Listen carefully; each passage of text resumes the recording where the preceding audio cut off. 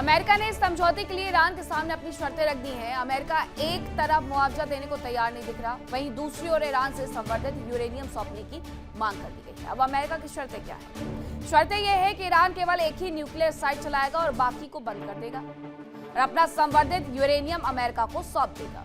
इसके साथ ही ईरान की विदेशों में फ्रीज संपत्तियां नहीं छोड़ी जाएंगी, युद्ध के दौरान हुए नुकसान का मुआवजा भी नहीं दिया जाएगा और बातचीत की शुरुआत के साथ ही सभी मोर्चों पर दुश्मनी भी बंद हुई। ये 5 शर्तें रखी गई हैं अमेरिका की। अमेरिका के प्रस्ताव के पहले ईरान ने भी समझौते के लिए अपनी मांगे रखी। अब आपको ईरान की मांगों के बारे में बताती हूँ कि उन्होंने क्या मांगा है।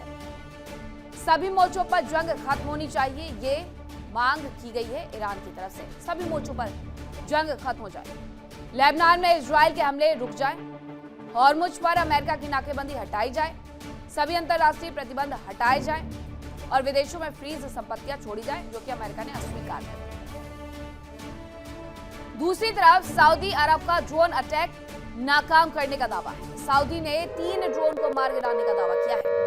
इराक की ओर से ये ड्रोन आने का दावा किया गया है। ये बताया जा रहा है कि सऊदी अरब ने ड्रोन अटैक को नाकाम कर दिया है और ये जो ड्रोन है वो इराक की तरफ से आ रहे थे। सऊदी ने 3 ड्रोन को भी मार गिराया है, ये भी बताया जा रहा है। कहने के लिए सीज फायर इसीलिए कहा जाता है क्योंकि हमले जिससे जहां करने हैं वो अभी भी करते हुए नजर आ रहा है। यूएई ईरान की तरफ बढ़ रहा है, सऊदी अरब की तरफ ड्रोन आते हैं और ईरान यूएई में कई जगह पर हमले करते हुए नजर आता है।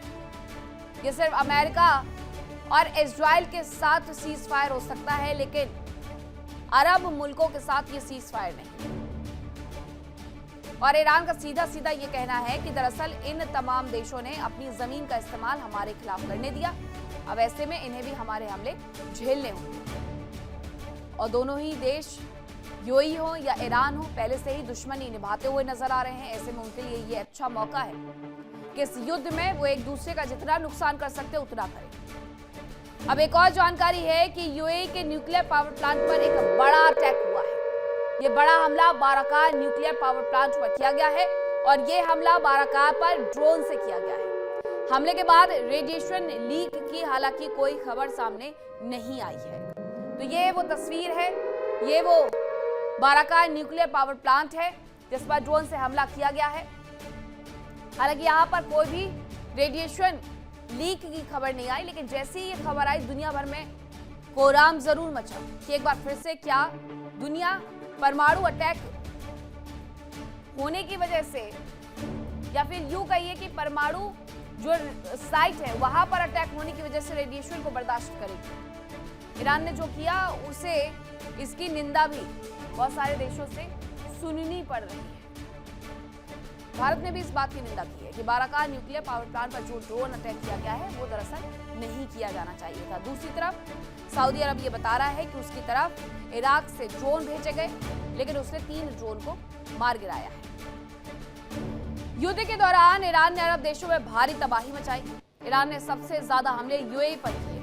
यूएई के कई अहम ठिकानों को दहला दिया गया और अब एक और अहम ठिकाने पर अटैक किया गया है।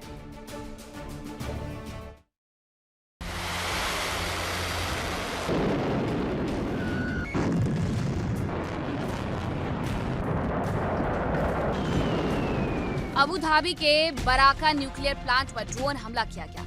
इस पावर प्लांट को यूएई की ऊर्जा रणनीति का अहम हिस्सा माना जाता है। यूएई के अल धफ्रा क्षेत्र स्थित बाराका न्यूक्लियर पावर प्लांट के बाहरी हिस्से में ड्रोन हमले के बाद आग लगने की खबर सामने आई। यूएई के अनुसार ड्रोन स्ट्राइक की वजह से प्लांट के इनर सिक्योरिटी सर्किल के बाहर लगे एक इलेक्ट्रिकल जनरेटर में आग भड़क उठी। अधिकारियों के अनुसार घटना के तुरंत बाद सुरक्षा और दमकल टीमों ने मौके पर पहुंचकर आग पर काबू पा लिया। राहत की बात यह रही कि इस हादसे में किसी के घायल होने की सूचना नहीं है। यूएई की federal authority for nuclear regulation यानी FANR ने एक बयान में कहा कि परमाणु संयंत्र की सभी महत्वपूर्ण प्रणालियां सामान्य रूप से काम कर रही हैं और रेडियोलॉजिकल सुरक्षा स्तर पर किसी तरह का असर नहीं पड़ा, यानी न्यूक्लियर रिएक्टर और उससे जुड़े संवेदनशील सिस्टम पूरी तरह सुरक्षित है। इस बीच खबर है कि अमेरिका यूएई पर ईरान के खिलाफ आक्रामक कदम उठाने का दबाव बना रहा है। रिपोर्ट के अनुसार ट्रंप के करीबी अधिकारी चाहते हैं कि यूएई ईरान के लावान आइलैंड पर कब्जा करे। ईरान युद्ध के बीच यूएई, अमेरिका और इजराइल की नजदीकी बढ़ी है, जबकि खाड़ी देशों के रिश्तों में तनाव गहरा गया है। खबरों के अनुसार ट्रंप की टीम के कुछ लोग चाहते हैं कि अमेरिका के बजाय यूएई सीधे मैदान में उतरे। एक पूर्व अमेरिकी अधिकारी के अनुसार यूएई को ईरान के खिलाफ आगे बढ़कर कार्रवाई करनी चाहिए। रिपोर्ट में दावा किया गया कि अप्रैल की शुरुआत में यूएई ने गुप्त सैन्य कार्रवाई के दौरान लावान आइलैंड को निशाना भी बनाया था। रिपोर्ट के अनुसार ईरान ने खाड़ी देशों में सबसे ज्यादा हमले यूएई पर किए हैं। बताया जा रहा है कि ईरान ने यूएई पर 2800 से ज्यादा ड्रोन और मिसाइल दागी हैं। विशेषज्ञों का कहना है कि इतने बड़े हमले ने यूएई को अपनी सुरक्षा और विदेश नीति पर दोबारा सोचने के लिए मजबूर कर दिया है। शुरुआती दौर में यूएई ने सऊदी अरब और कतर से ईरान के खिलाफ संयुक्त जवाबी कार्रवाई की बात कही थी, लेकिन दोनों देशों ने खुलकर साथ नहीं दिया। इसके बाद यूएई ने अमेरिका और इजरायल के साथ अपने रिश्ते और मजबूत कर लिए। दूसरी तरफ सऊदी अरब और दूसरे खाड़ी देशों के साथ यूएई के संबंधों में तनाव बढ़ गया है। इस बीच यूएई ने मई में ओपेक छोड़ने का फैसला भी किया। माना जा रहा है कि इसके पीछे क्षेत्रीय मतभेद भी बड़ी वजह है। Bureau report, India daily.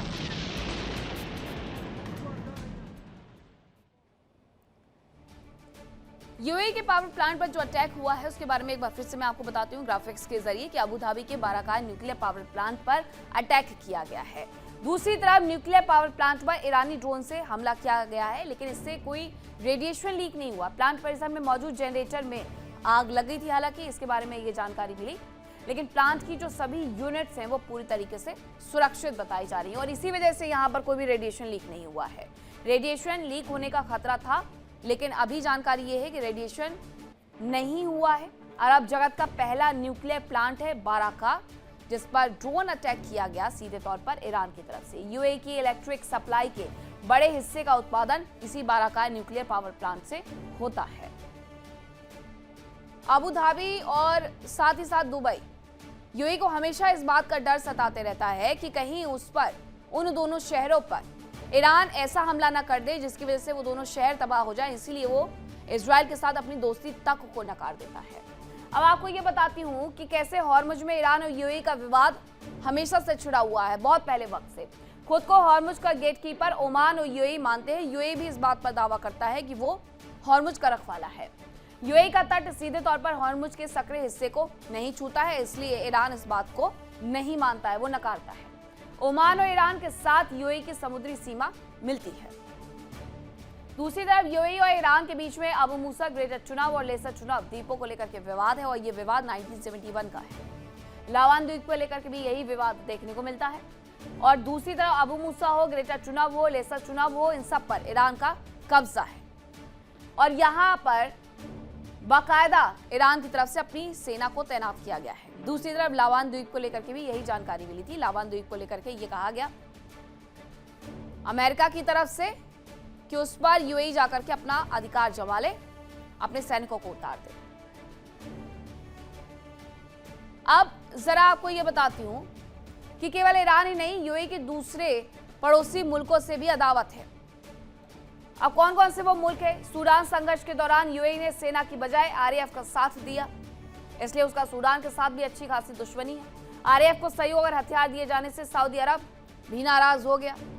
अरब मुल्क और नाराज हो गए इनसे कि यूएई आखिरकार क्यों उन्हें मदद दे रहा है। यमन में सऊदी समर्थित सरकार की बजाय मिलिशिया का समर्थन इनकी तरफ से कर दिया गया। सुन्नी बाहुल अरब देशों ने सीरिया के बशर अल असद से दूरी बना ली और दूसरी तरफ यूएई ने 2018 में सीरिया की राजधानी में अपना दूतावास जाकर के खोल दिया। इसलिए अरब मुल्कों के साथ यूएई की भी अदावत देखने को मिलती है। ईरान से युद्ध में यूएई ने अमेरिका इजराइल का साथ दे दिया। इजराइल के साथ वो जाकर के खड़ा हो गया। ईरान पर हमले के लिए उसने जमीन और एयर स्पेस दे दिया। हालांकि बाकी के अरब मुल्कों की तरफ से ये कहा गया था कि वो अपना एयर स्पेस का इस्तेमाल, जमीन का इस्तेमाल ईरान पर हमले के लिए नहीं करने देंगे, लेकिन यूएई का ये स्टैंड देखने को नहीं मिला।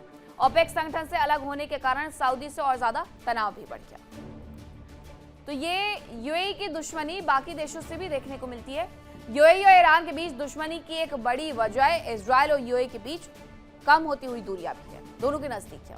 दरअसल अमेरिका की मध्यस्थता से इजराइल, यूएई और बहरीन के बीच में समझौता हुआ जिसे अब्राहम अकॉर्ड के नाम से जाना जाता है और इसी के बाद यूएई और इजराइल ने एक दूसरे का सहयोग मजबूत किया। अब आपको अब्राहम अकॉर्ड जो समझौता हुआ था उसके बारे में बताती हूँ। साल 2020 का वक्त था जब यूएई, बहरीन और इजराइल के बीच में ये समझौता हुआ और मध्यस्थता किसकी तरफ से की गई? अमेरिका की तरफ से। अमेरिका ने मध्यस्थता की तीनों देशों के बीच में दोस्ती करवाने के लिए।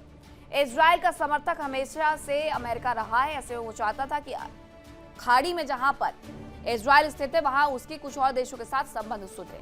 अब्राहम अकॉर्ड समझौता इसके लिए किया गया।